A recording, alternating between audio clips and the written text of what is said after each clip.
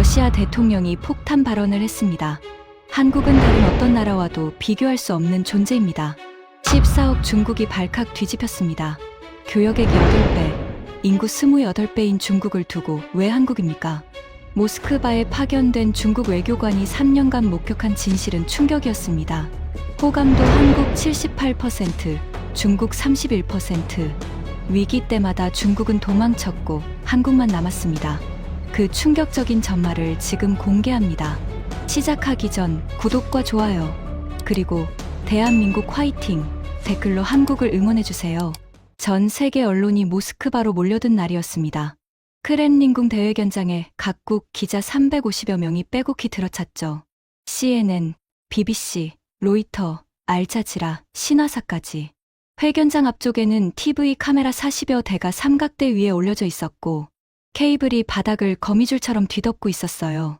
형광등 아래로 기자들의 땀 냄새와 커피향이 뒤섞여 퍼지고 있었습니다. 저도 그 자리에 있었어요. 중국 대사관 소속 외교관으로서 맨 앞줄에서 세 번째 좌석을 배정받았습니다. 러시아 대통령의 북한 방문을 하루 앞둔 시점이었죠. 당연히 북한 이야기가 먼저 나올 줄 알았어요. 김정은과의 정상회담 의제, 군사협력 범위, UN 대북 제재 완화 여부, 베이징 본부에서 받은 질문 리스트가 서류 봉투 안에 들어 있었습니다. 1시간 전에 왕지안 사장이 직접 전화까지 해서 당부했어요. 웨이고, 북한 관련 발언 하나도 빠짐없이 기록해. 특히 군사협력 범위에 대한 발언은 한 글자도 놓치면 안 돼. 알겠습니다, 사장님. 걱정 마세요. 그런데 대통령이 연단에 서자마자 한 첫마디가 모든 걸 뒤집었습니다. 한국이 우리에게 해준 일, 러시아는 기억하고 있습니다. 회견장이 순간 정적에 휩싸였어요.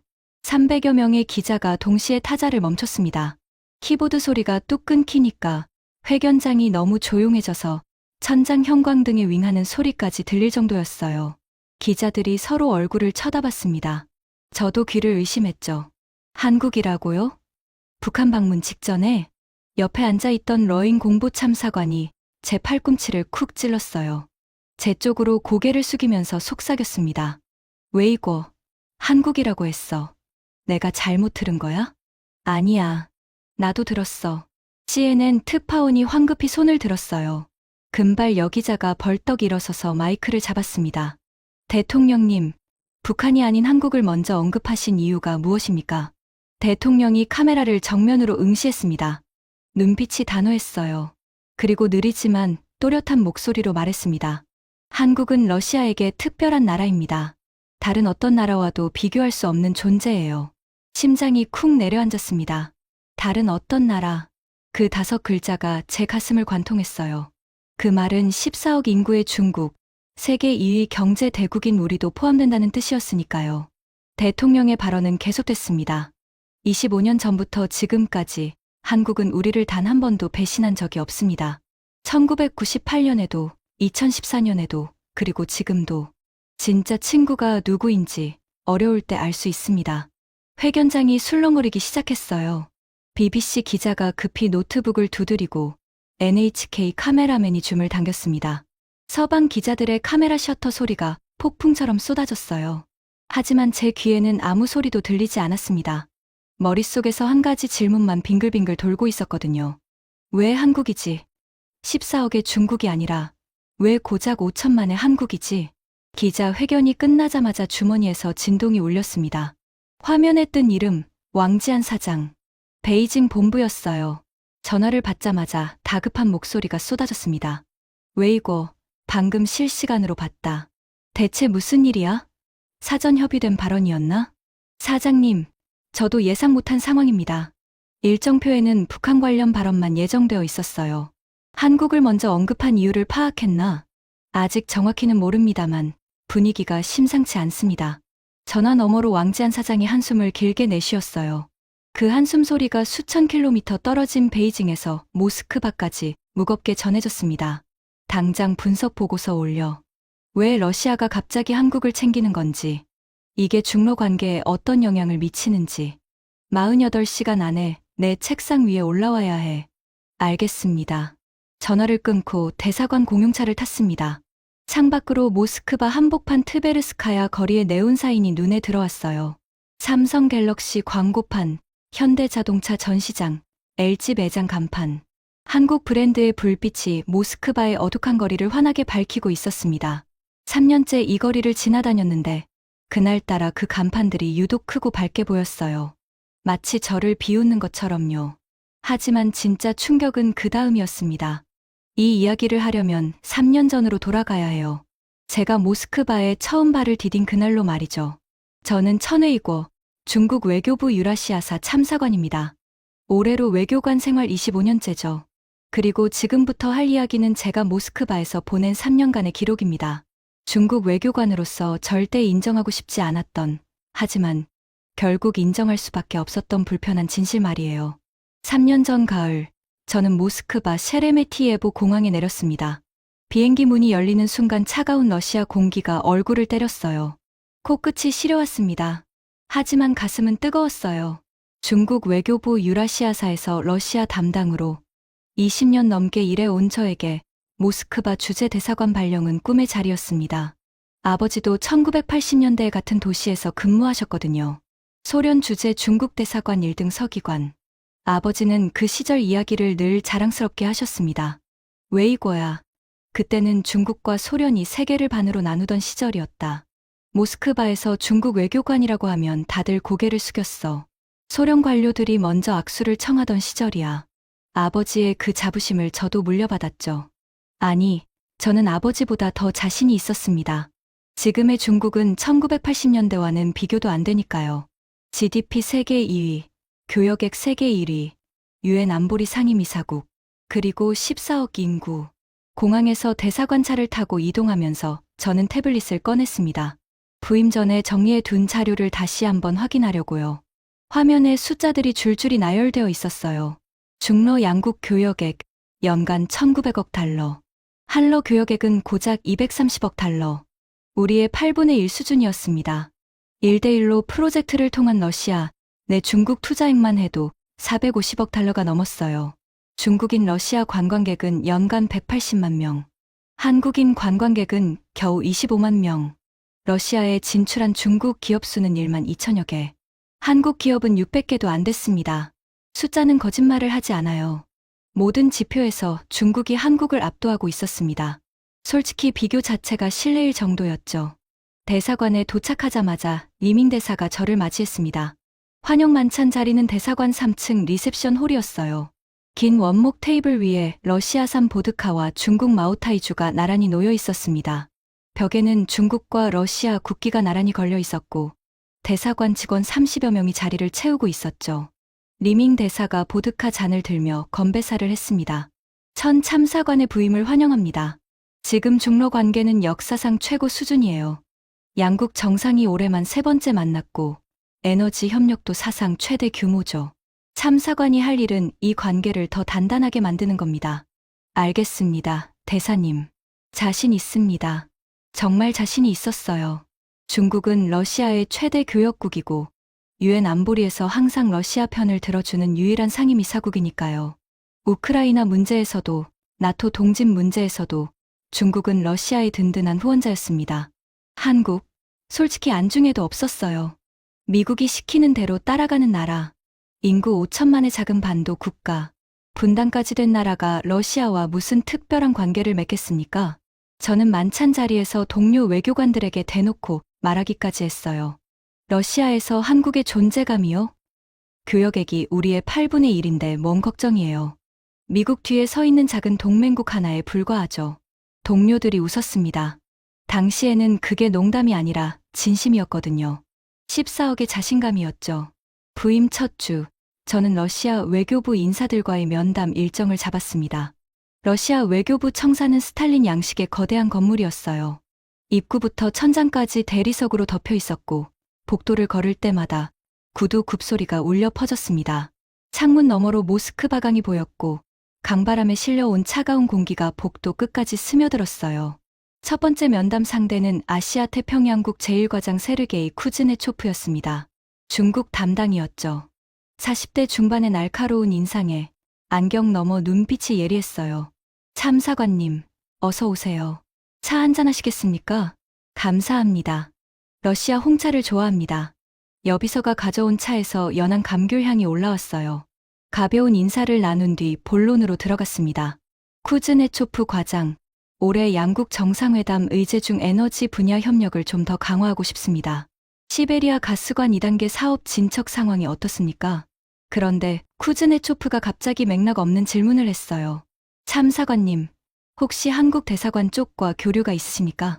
한국이요? 저는 찻잔을 내려놓았어요. 아니요. 왜 그러시죠? 아, 별거 아닙니다. 요즘 한국 쪽에서 극동 개발 관련 제안이 많이 들어와서요. 에너지부에서도 꽤 관심을 보이고 있더라고요. 저는 대수롭지 않게 넘겼습니다. 찻잔을 다시 들면서 여유롭게 답했죠. 한국이야 자원이 없으니 러시아 에너지에 관심이 있겠죠. 하지만 규모 면에서 우리 중국과는 비교가 안 되지 않겠습니까? 교역액만 봐도 8배 차이인데요. 쿠즈네초프가 묘한 미소를 지었어요. 입꼬리만 살짝 올라간 그런 미소. 찻잔 너머로 보이는 그의 눈빛이 뭔가를 알고 있다는 듯했습니다. 그때 저는 그 미소의 의미를 몰랐어요. 나중에야 알았습니다. 그건 당신이 모르는 게 너무 많다는 뜻이었다는 거요. 면담을 마치고 대사관으로 돌아오는 길, 차 안에서 창밖을 바라봤습니다. 모스크바의 회색빛 하늘 아래로 화려한 간판들이 줄지어 서 있었어요. 그리고 그 순간 이상한 걸 발견했습니다. 트베르스카야 거리는 모스크바의 중심가예요. 서울로 치면 명동이나 강남대로 같은 곳이죠. 모스크바에서 가장 비싼 임대료를 자랑하는 거리에 세계 각국의 브랜드 매장이 즐비합니다. 그날 오후 저는 점심을 먹으러 대사관 밖으로 나왔어요. 초가을이었지만 바람이 꽤 차가웠습니다. 코트깃을 세우고 트베르스카야 거리를 걷는데 시선을 사로잡는 풍경이 나타났어요. 삼성 매장 앞에 줄이 서 있었습니다. 20명이 넘는 러시아 사람들이 매장 안으로 들어가려고 차례를 기다리고 있었어요. 젊은 커플부터 중년 부부, 교복 입은 학생까지 다양했습니다. 매장 유리 너머로 내부가 보였는데 이미 꽉 차 있었죠. 직원들이 분주하게 움직이고 손님들이 최신 갤럭시 폰을 만져보면서 신나게 이야기하고 있었어요. 웃음소리가 유리문 밖까지 새어나왔습니다. 그런데 바로 2블록 뒤에 화웨이 매장이 있었어요. 저는 걸음을 멈추고 안을 들여다봤습니다. 텅 비어 있었어요. 직원 2명이 카운터에 서서 자기 핸드폰을 만지작거리고 있었습니다. 손님은 한 명도 없었죠. 매장 조명이 환하게 켜져 있는데도 사람이 없으니까 오히려 을씨년스러워 보였어요. 진열대 위에 화웨이 최신 모델들이 먼지를 뒤집어 쓴 채 놓여 있었습니다. 가슴이 답답해졌어요. 화웨이가 중국의 자존심인 건 모든 중국인이 아는 사실이잖아요. 미국의 극한 제재를 뚫고 독자칩을 개발한 기업, 5G 기술의 세계 선두주자. 그런 화웨이 매장이 텅 빈 채 방치되어 있고 바로 앞 삼성 매장은 줄까지 서 있다니. 일시적인 현상이겠지. 신제품 출시 때문에 삼성이 할인 행사라도 하나보다. 그렇게 스스로를 달랬어요. 하지만 다음 날도 그 다음 날도 일주일이 지나도 상황은 같았습니다. 아니, 더 심했어요. 매일 점심시간에 트베르스카야 거리를 지나면서 확인했는데 삼성 매장은 항상 사람으로 북적거렸고 화웨이 매장은 항상 한산했습니다. 주말에는 삼성 앞줄이 50m까지 늘어나는 것도 봤어요. 자동차도 마찬가지였습니다. 모스크바 도심도로를 보면 현대차와 기아차가 유독 많았어요. 특히 택시요. 노란색 택시의 열의 7은 현대 솔라리스였습니다. 공항에서 시내로 올 때 탄 택시도 현대차였고 대사관 앞을 지나가는 택시도 거의 다 현대차였어요. 반면 중국산 자동차는 거리에서 찾기 어려웠습니다. 지리자동차나 체리자동차, BYD가 러시아에 진출해 있다는 건 알고 있었는데 막상 길에서 보기가 힘들었죠. 가끔 화물차 사이에서 중국산 소형 SUV가 보이면 왜인지 반가우면서도 초라해 보였습니다. 편의점도 충격이었어요. 대사관 근처 편의점에 들어갔는데 과자, 코너 한 면을 차지하고 있는 게 뭐였는지 아세요? 오리온 초코파이였습니다. 빨간색 포장지가 선반 가득 채워져 있었어요. 옆에는 한국 라면도 줄줄이 진열되어 있었습니다. 불달볶음면, 짜파게티, 신라면, 도시락면. 러시아 사람들이 줄줄 지나가면서 초코파이를 집어들었어요. 마치 자기네 나라 과자 사듯이 자연스럽게요. 중국 과자나 라면은 단 하나도 없었습니다. 14억 인구의 식품 대국인데 모스크바 편의점 선반에 자리 하나 차지 못하고 있었어요. 열흘쯤 지났을 때 더 이상 혼자 끙끙대고 있을 수 없었습니다. 저는 대사관 현지 직원 나탈리아에게 슬쩍 물어봤어요. 나탈리아는 모스크바 토박이 러시아 여성으로 우리 대사관에서 15년째 행정보조로 근무하고 있었습니다. 50대 초반의 푸근한 인상에 러시아 현지 사정에 대해서는 모르는 게 없는 사람이었죠. 나탈리아, 러시아 사람들은 삼성을 왜 그렇게 좋아해요? 나탈리아가 손에 들고 있던 서류를 내려놓고 고개를 갸웃하더니 당연하다는 듯이 대답했습니다. 품질이 좋으니까요. 고장도 안 나고 디자인도 예쁘고 AS도 빨라요. 화웨이도 품질 좋은데요. 가격은 오히려 더 저렴하고. 나탈리아가 웃었어요. 하지만 그 웃음이 좀 묘했습니다. 동정 같기도 하고 안쓰러움 같기도 한 그런 미소였어요. 참사관님, 솔직히 말해도 될까요? 물론이죠. 러시아 사람들은 솔직히 중국 제품을 잘 안 믿어요. 싸긴 한데 금방 고장 나거든요. 제 남편이 중국산 스마트폰 샀는데 석 달 만에 화면이 나갔어요. AS 센터에 가니까 부품이 없다고 2달을 기다리래요. 결국 삼성으로 바꿨죠. 삼성은 바로 다음날 수리해줬어요. 목구멍까지 올라온 반박을 간신히 삼켰습니다. 화웨이는 다르다고 중국 기술이 이제 세계 최고 수준이라고 말하고 싶었어요. 하지만 나탈리아의 표정이 너무 담담했거든요. 거짓말을 하는 얼굴이 아니었습니다. 그냥 자기가 아는 사실을 솔직하게 말하고 있을 뿐이었어요. 나탈리아의 이야기는 거기서 끝나지 않았습니다. 현대차도 그래요, 참사관님. 러시아 겨울이 얼마나 추운지 아시잖아요. 영하 35도까지 떨어지는데 한국 차는 시동이 잘 걸려요. 러시아 추위에 맞게 특별히 만들었다고 하더라고요. 중국 차는 솔직히 그런 면에서 좀 불안하죠. 그리고 참사관님, 초코파이 아세요?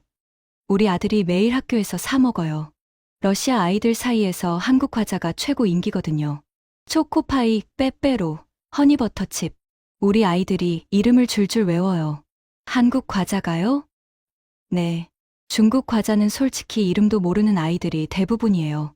그 마지막 한마디가 비수처럼 꽂혔습니다. 14억이 만든 과자 이름은 모르는데 5천만이 만든 과자 이름은 줄줄 외운다. 이게 말이 됩니까? 그날 밤 숙소에 돌아와서 노트북을 열었습니다. 화가 난 게 아니라 불안했어요. 나탈리아 한 명의 의견이라면 무시할 수도 있지만 거리의 풍경은 무시할 수 없었으니까요. 러시아 최대 검색 엔진 얀덱스에서 본격적으로 검색을 시작했습니다. 모니터 불빛이 어두운 방을 하얗게 비추고 있었어요. 러시아 스마트폰 시장 점유율. 결과가 화면에 뜨는 순간 가슴이 철렁 내려앉았습니다. 삼성이 러시아 스마트폰 시장 점유율 1위 38%, 애플이 2위로 21%, 화웨이는 8%, 38%대 8%, 5배 가까운 격차였습니다. 자동차 시장은 더 충격이었어요. 현대기아가 러시아 승용차 시장에서 판매량 3위, 점유율 23%, 중국 자동차 브랜드 전체를 합쳐도 4%가 안 됐습니다. 6배 차이. 가전은요? LG 세탁기가 러시아 시장 점유율 1위, 삼성 냉장고가 2위, 중국 가전 브랜드는 상위, 5위 안에 이름도 없었습니다. 손이 떨렸어요. 마우스를 잡은 손가락에 힘이 빠졌습니다. 하지만 멈출 수 없었어요. 더 찾아봤습니다. 러시아 여론조사 기관 브이치옴의 최신 조사 결과를 발견했어요. 아시아에서 가장 호감이 가는 나라를 묻는 설문이었습니다. 1위, 한국, 78%, 2위, 일본, 52%, 3위, 중국, 31%. 눈을 비볐습니다. 다시 봤어요. 숫자는 바뀌지 않았습니다. 한국 78%, 중국 31%. 2배가 넘는 격차. 14억 인구의 나라가 5천만 인구의 나라한테 호감도에서 2배 넘게 지고 있었어요. 더 충격적인 건 지역별 결과였습니다. 모스크바 같은 서부 대도시보다 시베리아, 극동 지역에서 한국 호감도가 더 높았어요. 블라디보스토크에서는 한국 호감도가 무려 85%에 달했습니다. 중국 국경에서 가장 가까운 도시에서 중국보다 한국을 압도적으로 더 좋아한다니. 노트북을 덮었어요. 더 이상 볼 수가 없었습니다. 침대에 누워서 천장을 바라봤어요. 모스크바의 늦가을 밤, 창밖으로 희미한 가로등 불빛이 새어 들어왔습니다. 어딘가에서 자동차 경적 소리가 희미하게 들렸어요. 일시적인 현상이야. 한류 때문에 잠깐 이런 거지. K-팝이나 드라마 유행이 지나면 자연스럽게 중국으로 돌아올 거야. 그렇게 스스로를 설득하면서 눈을 감았습니다. 하지만 마음 한구석에서 자꾸 불안이 차올랐어요.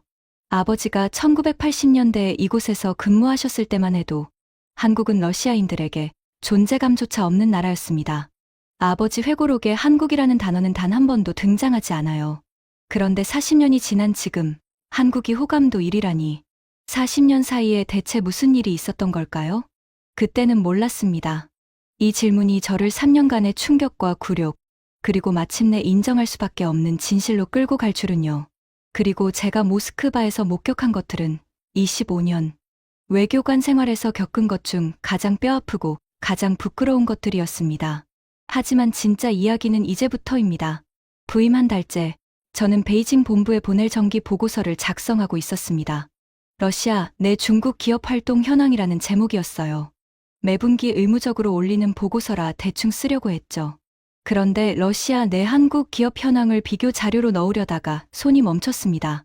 삼성전자 러시아 법인 직원 수 4,200명, 러시아 스마트폰 시장 점유율 38%, TV 시장 점유율 41%, 모스크바, 상트페테르부르크, 카잔, 예카테린부르크 등 주요 12개 도시의 직영 매장 운영, 러시아 전역의 AES 센터 87개소, 수리 평균 소요 시간 이틀, 현대기아 러시아 법인, 상트페테르부르크 인근에 연간 23만 대 생산 규모의 공장 보유, 러시아 현지 부품 조달률 52%, 직원 수 6,500명, 그중 러시아인이 6,100명, 자동차 시장 점유율 23%, LG전자 러시아 법인, 세탁기 시장 점유율 1위, 에어컨 시장 점유율 2위, 전국의 서비스 센터 65개소 운영, 오리온, 초코파이 하나로 러시아 과자 시장 3위, 트베리 지역에 자체 공장을 세워서 러시아 현지 생산, 직원 780명 전원 러시아인, 숫자를 나열할수록 가슴이 답답해졌어요. 이걸 중국 기업과 비교하면 어떨까?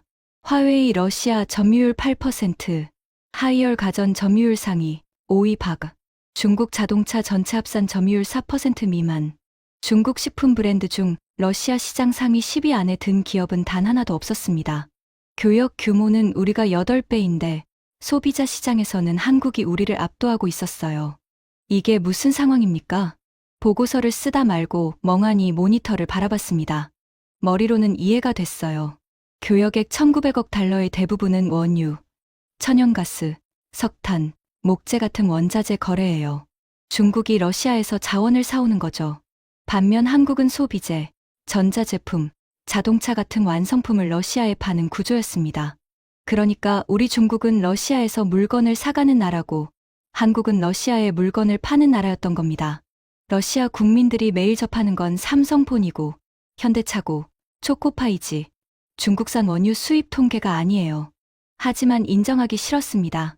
그래서 다른 데이터를 찾아봤어요. 분명 중국이 앞서는 지표가 있을 거라고 생각했거든요.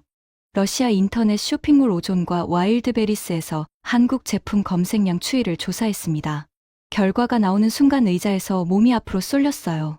최근 3년간 러시아 온라인 쇼핑몰에서 한국 화장품 검색량이 340% 증가, 한국 식품 검색량 280% 증가, 한국 가전 검색량 190% 증가, 반면 중국 제품 검색량은 전 카테고리에서 하락세, 특히 중국 전자제품 검색량은 15% 감소했습니다. 340%대 마이너스 15%. 이건 한류 때문만이 아니었어요. 한류는 관심을 끌 수는 있지만 실제 구매로 이어지려면 제품 자체의 신뢰가 있어야 합니다. 러시아 소비자들이 한국 제품을 찾는 건 드라마가 재미있어서가 아니라 한국 제품이 좋아서였어요. 보고서에 이 내용을 쓸까 말까 고민했습니다. 결국 빼기로 했어요. 본부에서 한국한테 지고 있다는 보고를 올리면 제 무능으로 볼 테니까요. 하지만 빼버린 숫자들이 머릿속에서 사라지지 않았습니다.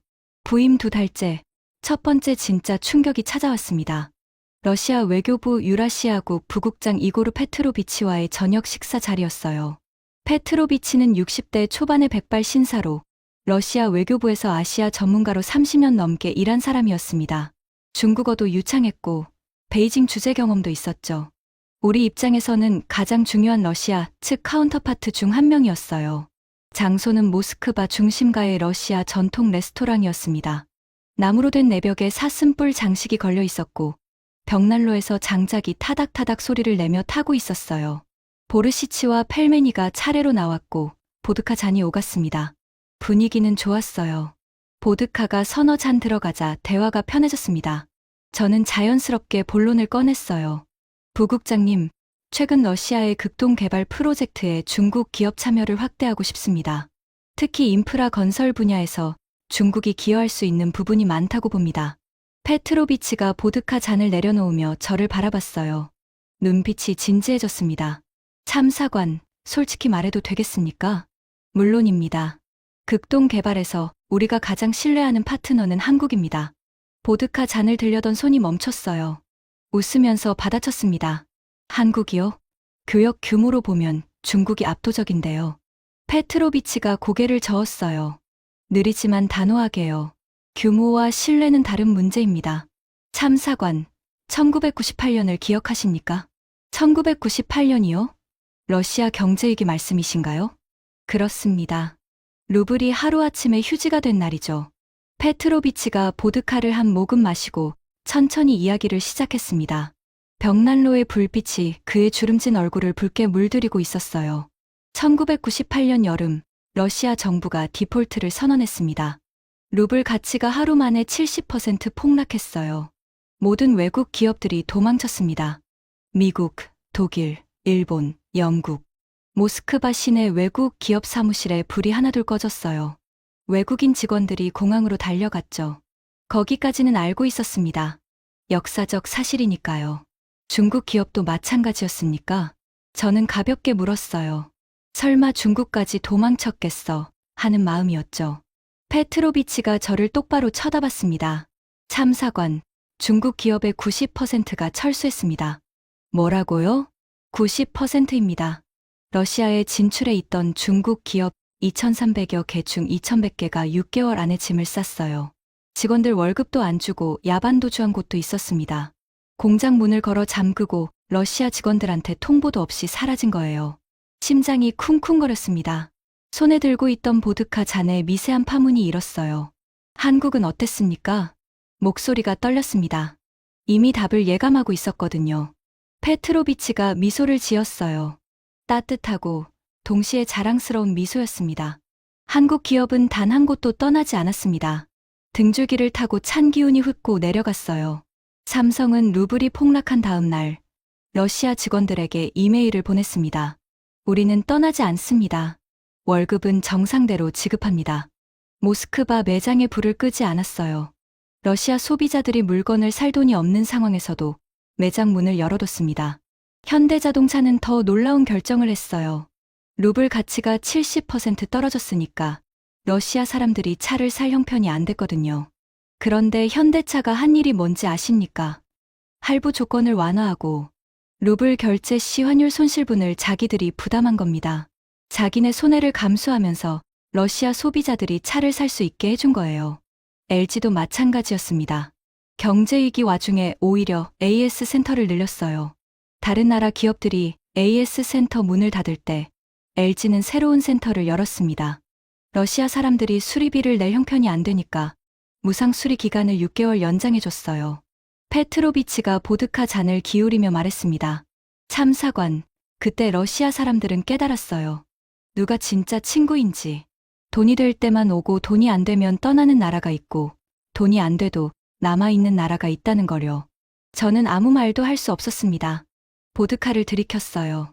목이 탔지만 아무 맛도 느껴지지 않았습니다. 그리고 참사관, 한 가지 더 말씀드릴까요? 네. 그때 오리온이라는 한국 과자 회사가 있었습니다. 초코파이 만드는 회사요. 경제위기 직전에 러시아 트베리 지역에 공장을 지었어요. 공장이 완공된 지 3개월 만에 경제위기가 터진 겁니다. 상식적으로 생각하면 공장 문을 닫고 철수하는 게 맞잖아요? 당연히 그랬겠죠. 아닙니다. 오리온은 공장을 풀가동했어요. 러시아 직원 200명을 추가로 고용했습니다. 경제위기로 일자리를 잃은 러시아 사람들에게 일자리를 만들어준 거예요. 그것도 외국 기업이요. 페트로비치의 눈가가 붉어졌어요. 그때 트베리 시장이 오리온 공장에 와서 울었습니다. 모든 외국 기업이 떠나는데 한국 과자 회사가 우리 시민들에게 일자리를 준다고요. 트베리 시민들은 지금도 그걸 기억합니다. 그래서 트베리에서 초코파이 점유율이 65%예요. 러시아 과자보다 한국 과자를 더 많이 먹는 도시입니다. 저는 냅킨으로 입을 닦으며 겨우 말했어요. 그건 몰랐습니다. 참사관, 러시아 사람들은 의리를 세상에서 가장 중요하게 여깁니다. 돈은 잊혀도 의리는 기억돼요. 한국이 1998년에 보여준 건 의리였습니다.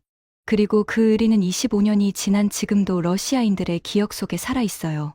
레스토랑을 나왔을 때 모스크바의 밤 공기가 얼굴을 스쳤습니다. 영하 5도쯤 되는 초겨울 바람이었는데 얼굴이 화끈거리는 건 추위 때문이 아니었어요. 부끄러움 때문이었습니다. 대사관까지 걸어가면서 한 가지 생각이 머릿속을 떠나지 않았습니다. 우리도 떠났다고? 1998년 중국 기업의 90%가 러시아를 버렸다. 한국 기업은 한 곳도 떠나지 않았다. 이 사실을 저는 25년 외교관 생활을 하면서 단 한 번도 보고받은 적이 없었습니다. 부임 넉 달째, 저는 극동 지역 출장을 떠났습니다. 블라디보스토크, 러시아의 태평양 관문이자 중국 국경에서 불과 130km 떨어진 도시예요. 출장 목적은 극동 개발 프로젝트에 중국 기업 참여를 늘리기 위한 현지 조사였습니다. 베이징 본부의 지시는 단순했어요. 극동 개발 투자 확대 방안을 마련해라. 중국이 극동의 핵심 파트너가 되어야 한다. 자신만만하게 블라디보스토크에 도착했습니다. 하지만 공항에 내리는 순간부터 이상한 기운을 느꼈어요. 공항 도착 로비에 삼성과 현대차 광고가 대형 전광판으로 걸려 있었거든요. 중국 기업 광고는 하나도 없었습니다. 중국 국경에서 130km밖에 안 떨어진 도시에서요. 첫째 날, 블라디보스토크 시정부 경제개발국 담당자 안드레이 볼코프를 만났습니다. 40대 초반의 건장한 체격에 군인 출신 특유의 직선적인 말투를 가진 사람이었어요. 참사관님, 솔직히 말씀드려도 될까요? 물론이죠. 극동에서 중국 기업 이미지가 좋지 않습니다. 어떤 점에서요? 볼코프가 차를 한 모금 마시더니 한숨을 쉬었어요. 3년 전에 중국 건설 업체가 블라디보스토크 교외에 아파트 단지를 지었습니다. 15동, 1200세대 규모였어요. 입주한 지 2년도 안 돼서 외벽에 균열이 생겼습니다. 겨울에 결로 현상으로 곰팡이가 피고 배관이 동파되고 주민 800가구가 집단 민원을 넣었는데 중국 건설 업체는 뭐라고 했는지 아십니까? 뭐라고 했습니까? 본사가 관할하지 않는 건이라고 했습니다. 시공사와 책임 소재를 따져달라고요. 그런데 그 시공사가 이미 러시아에서 철수한 뒤였어요. 볼코프의 목소리에 분노가 묻어 있었습니다.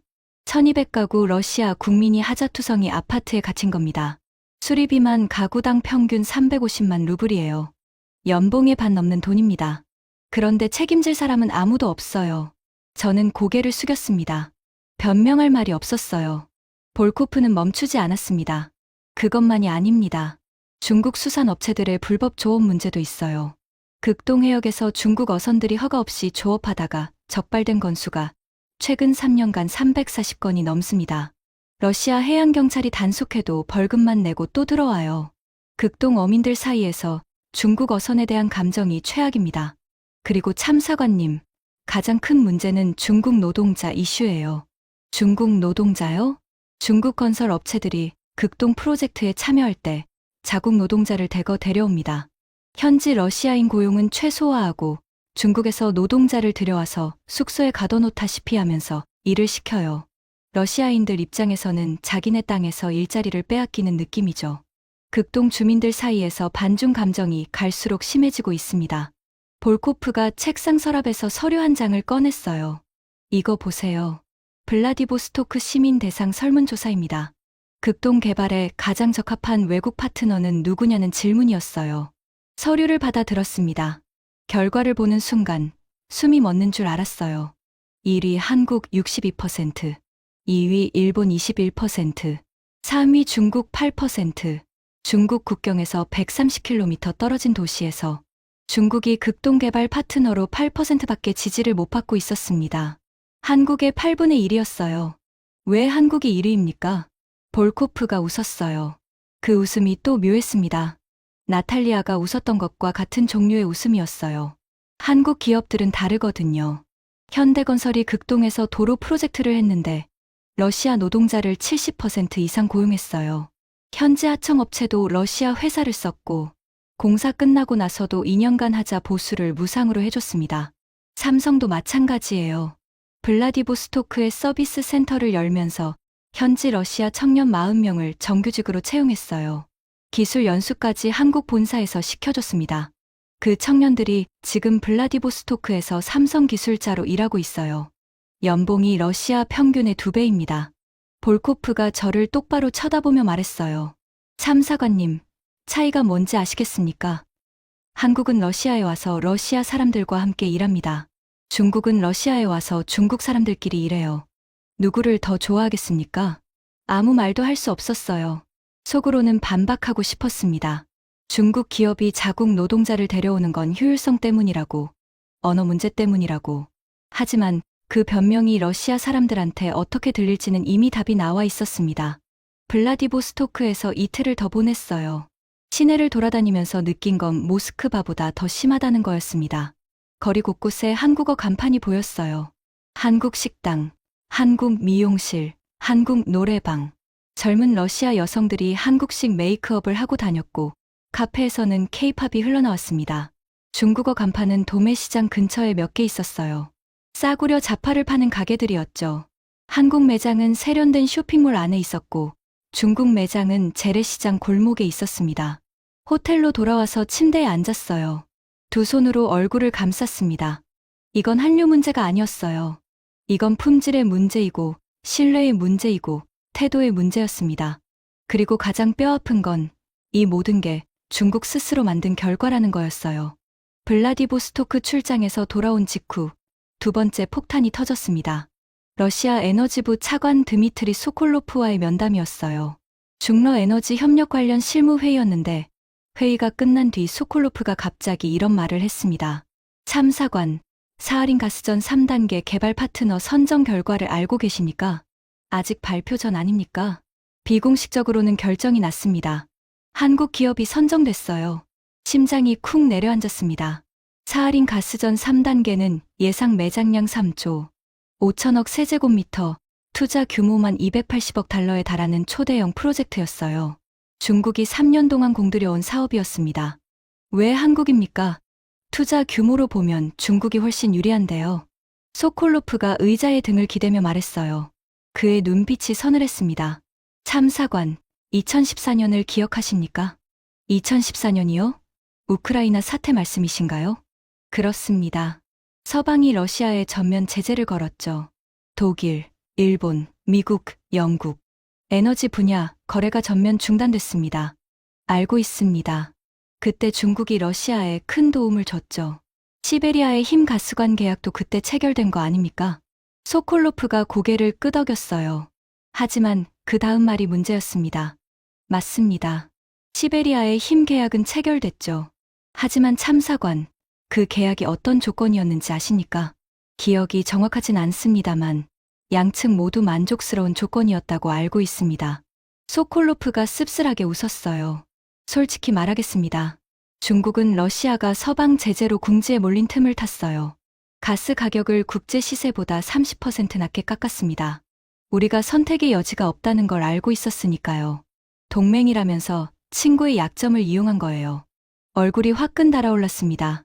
변명하고 싶었지만 사실이었으니까요. 당시 중국이 러시아의 고립을 이용해 유리한 조건을 이끌어냈다는 건 외교가에서 공공연한 비밀이었습니다. 소콜로프는 계속 말했어요. 한국은 달랐습니다. 어떻게요? 2014년 서방 제재가 시작됐을 때 한국 기업들에게도 엄청난 압박이 있었어요. 미국이 동맹국들에게 러시아와의 거래를 줄이라고 압박했거든요. 일본 기업은 즉시 철수했습니다. 유럽 기업도 대부분 빠졌어요. 한국은요? 삼성은 러시아 법인의 증자를 발표했습니다. 제재 직후에요. 현대차는 상트페테르부르크 공장 증설 계획을 예정대로 진행했고 LG는 AS 센터를 15개 추가로 열었어요. 미국 압박이 있었을 텐데요. 당연히 있었겠죠. 하지만 한국 기업들은 버텼습니다. 1998년과 똑같았어요. 16년이 지났는데 똑같은 일이 반복된 겁니다. 모든 나라가 떠날 때 한국만 남았어요. 소콜로프가 몸을 앞으로 숙이며 제 눈을 똑바로 봤습니다. 참사관. 그래서 사하린 가스전 파트너가 한국이 된 겁니다. 투자 규모는 중국이 클 수 있어요. 하지만 투자 조건이 아무리 좋아도 위기가 올 때 도망갈 파트너한테 250억 달러짜리 프로젝트를 맡길 수는 없습니다. 호흡이 가빠졌어요. 머릿속에서 1998년 페트로비치의 말과 2014년 소콜로프의 말이 겹쳐졌습니다. 1998년 중국 기업 90% 철수, 한국 기업 0% 철수. 2014년 중국은 러시아 약점 이용, 한국은 미국 압박 속에서도 잔류. 패턴이 보였어요. 위기가 올 때마다 중국은 떠나거나 이용하고 한국은 남았습니다. 25년간 두 번의 위기에서 한국은 한 번도 러시아를 배신하지 않았어요. 대사관으로 돌아오자마자 본부에 전화를 걸었습니다. 왕지한 사장이 받았어요. 사장님, 사하린 가스전 3단계 파트너가 한국으로 결정됐습니다. 뭐라고? 우리가 3년 동안 공들인 사업인데? 러시아 측의 이유는 신뢰 문제입니다. 1998년과 2014년 때 중국 기업들의 행태가 지금까지 영향을 미치고 있습니다. 전화 너머로 긴 침묵이 흘렀어요. 그리고 왕지한 사장이 말했습니다. 한국 따위한테 280억 달러짜리 사업을 뺏기다니. 현지 담당자가 뭘 한 거야? 저는 입을 다물었습니다. 할 말이 없어서가 아니라 진짜 이유를 말하면 사장님이 듣고 싶어 하지 않을 거라는 걸 알았으니까요. 부임 1년이 다 되어가던 무렵 결정적인 사건이 터졌습니다. 일본이 한국에 대해 반도체 핵심 소재 수출 규제를 발동한 거예요. 불화수소, 포토레지스트, 불화폴리이미드. 반도체 생산에 없어서는 안 되는 소재 3가지를 일본이 한국에 안 팔겠다고 선언한 겁니다. 이 소식을 들었을 때 저는 속으로 쾌재를 불렀어요. 솔직히 말하면요. 한국 반도체 산업이 타격을 입으면 러시아에서 한국의 위상도 자연스럽게 떨어질 테니까요. 중국한테는 기회가 될 수도 있다고 생각했습니다. 그런데 며칠 뒤 러시아 산업통상부 쪽에서 믿기 어려운 소식이 전해졌어요. 러시아가 한국에 불화수소를 공급하기로 결정했습니다. 뭐라고요? 러시아가요? 그것도 요청 접수 하루 만에 결정됐다고 합니다. 하루요? 하루. 저는 즉시 러시아 산업통상부 담당 과장에게 연락했어요. 사실 확인이 필요했습니다. 담당 과장이 확인해줬어요. 맞습니다. 한국 측에서 불화수소 긴급 공급을 요청했고 우리 장관이 다음 날 바로 승인했습니다. 하루 만에요? 이런 결정이 보통 얼마나 걸립니까? 통상적으로 전략물자 수출 승인은 최소 3개월에서 6개월 걸립니다. 관계부처 협의, 안보 검토, 수출통제위원회 승인까지 거쳐야 하니까요. 그런데 왜 하루 만에? 과장이 잠시 말을 멈추더니 조용히 대답했어요. 장관님 지시였습니다. 한국의 요청은 즉시 처리하라고요. 그 말을 듣는 순간 뇌를 망치로 맞은 것 같았어요. 전략물자 수출 승인을 하루 만에 하라고. 그건 동맹국한테도 안 하는 겁니다. 중국도 전략물자 수출 요청을 하면 최소 4주는 걸려요. 그런데 한국은 하루? 저는 한 가지 실험을 해보기로 했습니다. 같은 시기에 중국도 러시아의 특수화학물질 수출 승인을 요청한 건이 하나 있었거든요. 첨단 소재 분야에서 중국 기업이 러시아산 원료를 필요로 했었죠. 저는 산업통상부에 진행 상황을 물어봤어요. 그거는 현재 관계부처 협의 단계입니다. 안보 검토를 거쳐야 해서 아마 석 달은 걸릴 겁니다. 석 달이요? 네. 이게 정상적인 절차입니다. 한국은 하루, 중국은 석 달. 같은 러시아 정부, 같은 산업통상부, 같은 전략물자 수출 승인인데 한국한테는 하루 만에 해주고 중국한테는 석 달이 걸린다. 대사관으로 돌아오는 길, 택시 안에서 핸드폰을 꺼냈습니다. 손이 미세하게 떨리고 있었어요. 러시아 외교부 사람들, 에너지부 사람들, 산업통상부 사람들. 그들이 한결같이 했던 말이 머릿속에서 회전목마처럼 돌았습니다. 중국은 거래 상대고 한국은 친구입니다. 그때 이해했어요. 이 말이 그냥 빈말이 아니었다는 걸요. 거래 상대에게는 절차를 지키고 친구에게는 절차를 건너뜁니다. 그 차이가 하루와 석 달의 차이였던 겁니다. 택시 창밖으로 모스크바 야경이 흘러갔어요. 삼성 광고판의 파란 불빛이 차창에 반사됐습니다. 저는 그 불빛을 바라보면서 처음으로 인정했어요. 이건 교역에게 문제가 아니다. 이건 숫자로 측정할 수 없는 무언가의 차이다. 14억의 자만이 무너지는 소리가 들렸습니다. 하지만 아직은 완전히 무너진 건 아니었어요. 25년 동안 쌓아온 자존심이 그렇게 쉽게 무너질 리 없었으니까요. 진짜 무너진 건 그로부터 2년 뒤였습니다. 그리고 그 이야기는 제 인생에서 가장 아프면서도 가장 중요한 순간이 될 거예요. 부임 2년 반째, 저는 설 연휴에 맞춰 베이징으로 귀국 휴가를 떠났습니다. 아버지가 편찮으셨어요.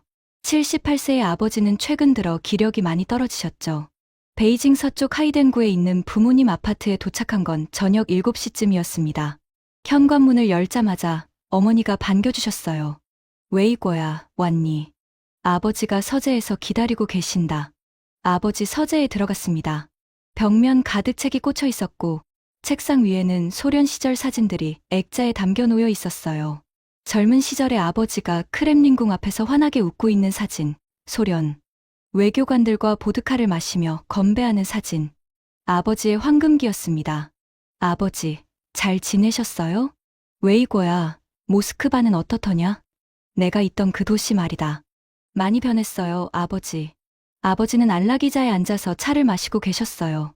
주름이 깊어진 얼굴에 백발이 성성했지만 눈빛은 여전히 맑았습니다. 변하는 게 당연하지. 40년이나 지났으니까. 그런데 웨이고야, 내 표정이 좀 어둡구나. 무슨 일 있니? 아닙니다, 아버지. 피곤해서 그래요. 거짓말이었어요. 모스크바에서 2년 반 동안 겪은 일들이 가슴에 쌓여 있었지만 아버지한테는 말할 수 없었습니다. 아버지가 자랑스러워하시던 모스크바에서 중국이 한국한테 지고 있어요 라는 말을 어떻게 합니까? 그날 밤 아버지가 주무신 후에 서재에 다시 들어갔어요. 아버지의 책을 구경하려고요. 외교 서적, 러시아어 소설, 소련 역사서. 책장을 훑어보다가 맨 아래 칸에서 낡은 가죽 노트를 발견했습니다. 갈색 가죽 표지가 달아서 벗겨져 있었고 모서리가 달아 있었어요. 표지에 금색 글씨로 이렇게 적혀 있었습니다. 모스크바 일기. 1986년 1989년. 아버지의 모스크바 근무 시절 일기장이었어요. 심장이 뛰었습니다. 조심스럽게 페이지를 넘겼어요. 아버지의 꼼꼼한 글씨가 빼곡히 적혀 있었습니다. 소련 관료들과의 면담 기록, 모스크바의 날씨, 어머니에게 보내는 편지 초안. 40년 전 모스크바의 일상이 생생하게 기록되어 있었어요. 1987년 4월 15일의 일기를 읽다가 손이 멈췄습니다. 오늘 소련 외교부의 이바노프 차관과 면담했다. 차관이 의미심장한 말을 했다. 중국은 좋은 이웃이다. 하지만 이웃과 친구는 다르다. 이 말이 무슨 뜻인지 곰곰이 생각해 보았다. 소련 사람들은 의리를 가장 중요하게 여긴다. 돈으로 산 관계는 돈이 마르면 끝난다. 이것이 이웃과 친구의 차이인 것 같다. 손가락 끝이 차가워졌어요. 40년 전에 아버지가 들은 말과 2년 전에 페트로비치가 제게 한 말이 정확히 같았습니다. 페이지를 더 넘겼어요. 1988년 11월 3일. 소련이 점점 어려워지고 있다. 경제가 흔들리고 있고 사회 분위기가 불안하다. 언젠가 중국이 이곳에서 밀려나는 날이 올 수도 있다. 돈으로 산 관계는 돈이 마르면 끝나기 때문이다. 그때 우리를 대체할 나라는 어디일까? 아직은 모르겠다. 하지만 한 가지 확실한 건 소련 사람들의 마음을 얻으려면 돈이 아니라 진심이 필요하다는 것이다. 눈물이 났어요. 앉아있던 의자에서 힘이 빠졌습니다. 일기장을 가슴에 안고 한참을 움직이지 못했어요. 40년 전에 아버지는 이미 알고 계셨던 겁니다.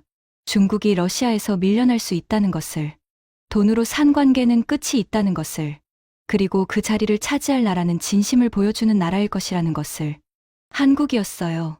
아버지가 예측하지 못한 그 나라는 한국이었습니다. 아버지의 일기에 한국이라는 단어는 단 한 번도 등장하지 않았어요. 1980년대의 한국은 소련에게 존재감 없는 나라였으니까요. 하지만 40년이 지난 지금 아버지가 걱정했던 그 빈자리를 채운 건 14억의 중국이 아니라 5천만의 한국이었습니다. 서재 창밖으로 베이징의 밤하늘이 보였어요. 오렌지색 가로등 불빛이 안개처럼 퍼져 있었습니다. 눈물을 닦고 일기장을 원래 자리에 돌려놓았어요. 아버지한테는 끝까지 말하지 않았습니다. 아버지의 자부심을 지켜드리고 싶었으니까요. 하지만 저는 알았어요. 아버지가 40년 전에 쓴 그 일기가 모든 답을 담고 있었다는 걸요. 베이징에서 모스크바로 돌아온 지 한 달 뒤, 그날이 왔습니다. 이 이야기에 처음에 말씀드렸던 그 기자회견. 대통령이 연단에 서서 전 세계 앞에서 선언했어요. 한국은 러시아에게 특별한 나라입니다. 다른 어떤 나라와도 비교할 수 없는 존재예요. 350명의 기자 앞에서, 전 세계 카메라 앞에서 러시아 대통령이 한국을 이렇게 말한 겁니다. 중국이 아니라 한국을요. 회견장을 나오면서 저는 러잉 공보참사관에게 물었어요. 러잉, 너는 왜라고 생각해? 왜 한국이라고 생각해? 러잉이 한참 생각하더니 고개를 저었어요. 모르겠어. 교역액으로 보면 우리가 압도적인데. 저는 알아. 나는 3년 동안 그 이유를 찾아다녔거든. 러잉이 놀란 눈으로 저를 봤어요. 뭔데? 의리야. 의리? 1998년 경제위기 때 모든 외국 기업이 떠났어. 우리 중국 기업도 90%가 도망쳤지. 한국 기업은 단 한 곳도 안 떠났어. 직원 월급을 정상대로 주고 매장 불을 안 껐어. 러잉의 표정이 굳어졌어요. 2014년 서방 제재 때도 똑같았어. 중국은 러시아가 궁지에 몰린 틈을 타서 가스 가격을 30% 깎았지. 한국은 미국 압박을 받으면서도 공장 증설을 진행했어. 일본 수출 규제 때 러시아가 한국의 핵심 소재를 하루 만에 공급했어. 같은 요청을 우리한테는 석 달이나 걸리는데. 러잉이 아무 말 없이 저를 바라봤어요. 러잉, 우리는 14억 인구와 세계 2위 경제력으로 러시아를 살 수 있다고 생각했어. 하지만 러시아는 팔리지 않았어. 러시아가 원한 건 돈이 아니라 진심이었거든. 그리고 그 진심을 보여준 건 우리가 아니라 한국이었어. 러잉이 길게 한숨을 쉬었습니다. 그럼 우리가 할 수 있는 건 뭐야? 배우는 거지. 한국한테.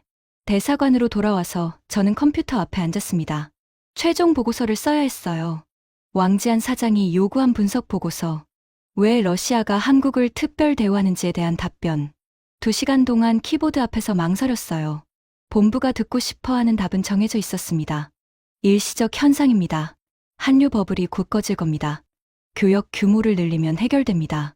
그런 보고서를 쓰면 편했을 거예요. 하지만 그건 거짓말이었습니다. 3년 동안 직접 보고, 듣고, 확인한 것을 거짓으로 쓸 수는 없었어요. 저는 이렇게 썼습니다. 제목 러시아 내 한국의 위상 분석 및 중국의 전략적 대응 방안. 첫 문장은 이랬어요. 한국을 과소평가한 것이 지난 25년간 우리의 가장 큰 전략적 실수였습니다. 그리고 결론에 이렇게 적었습니다. 러시아가 한국을 특별 대우하는 이유는 교역 규모가 아닙니다. 25년간 2번의 경제위기에서 한국이 보여준 일관된 의리 때문입니다. 중국이 러시아에서 한국의 위상을 따라잡으려면 교역액을 늘리는 것이 아니라 태도를 바꿔야 합니다. 돈으로 관계를 사려는 접근을 중단하고 진심으로 관계를 쌓는 법을 배워야 합니다. 그 첫 번째 교과서는 한국입니다. 보고서를 보내고 나서 의자에 등을 기댔어요. 이 보고서 때문에 좌천될 수도 있다는 걸 알고 있었습니다. 하지만 상관없었어요. 진실을 말하는 게 외교관의 의무니까요. 그날 밤 숙소에서 아들에게 전화를 걸었습니다. 베이징 대학교 국제관계학과 3학년인 아들 천하우였어요. 하우야, 요즘 어떠냐? 아빠, 잘 지내요. 다음 학기에 제2외국어를 뭐 들을까 고민 중이에요. 일본어 아니면 아랍어 중에 하나 하려고요. 저는 잠시 말을 멈췄다가 대답했어요. 하우야, 한국어 배워라. 한국어요? 왜요? 그냥 아빠 말 믿어. 한국어를 배워. 앞으로 한국은 더 중요해질 거다. 전화를 끊고 창밖을 바라봤습니다. 모스크바의 밤하늘에 별이 하나 보였어요. 3년 전 이 도시에 처음 왔을 때 저는 14억의 힘을 믿었습니다. 숫자가 전부라고 생각했어요. 교역액이 8배니까, 투자액이 더 크니까, 인구가 더 많으니까. 하지만 3년 동안 배운 건 단 한 가지였습니다. 세계에서 가장 큰 나라 러시아의 마음을 얻은 건 14억의 인구도, 세계 2위의 GDP도, 1900억 달러의 교역액도 아니었습니다. 5천만 명의 작은 나라가 25년 동안 보여준 의리한 글자였어요. 어려울 때 떠나지 않는 것, 약점을 이용하지 않는 것, 돈이 안 돼도 남아있는 것. 그게 진짜 친구의 조건이었고, 한국은 그 조건을 25년 동안 한 번도 어기지 않았습니다. 저는 52년을 살면서 처음으로 인정했어요. 14억이 5천만한테 진 게 아닙니다. 돈이 진심한테 진 겁니다. 그리고 아마도 이건 중국만의 문제가 아닐 거예요. 세상의 모든 관계에서 사람이든 나라든 결국 마지막까지 남는 건 숫자가 아니라 진심이니까요. 지금까지 중국 외교관이 모스크바에서 3년간 목격한 충격적인 이야기였습니다. 대한민국의 의리가 세계에서 가장 큰 나라의 마음을 얻었습니다. 이 이야기가 자랑스러우셨다면 주변에 널리 공유해주세요. 작은 진심이 세상을 바꿉니다. 구독과 좋아요도 부탁드립니다. 지금까지 감동날다였습니다. 감사합니다.